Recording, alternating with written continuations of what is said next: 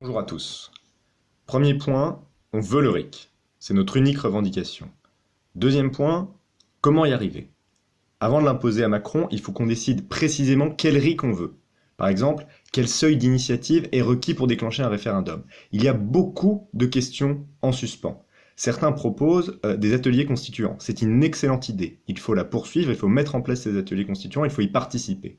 Mais comment centraliser les résultats de ces débats? Si différents ateliers ne sont pas d'accord, l'un dit par exemple le seuil doit être à 500 000, l'autre à 700 000, qui doit trancher? Est-ce que c'est Chouard, Flyrider?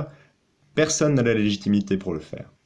Troisième point, il faut battre le fer tant qu'il est chaud. C'est parce qu'on est dans la rue qu'on a des résultats. Si on cesse la mobilisation, on n'aura aucun résultat. Or, il y a un risque que le mouvement s'essouffle. Il faut profiter maintenant du rapport de force positif en notre faveur. Avec ces 3 points en tête, comment fait-on?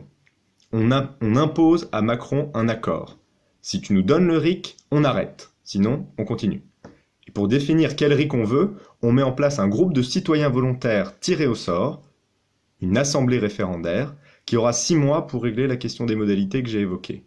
À la fin, cette assemblée référendaire produit un texte final. Ce texte final est une modification de la Constitution.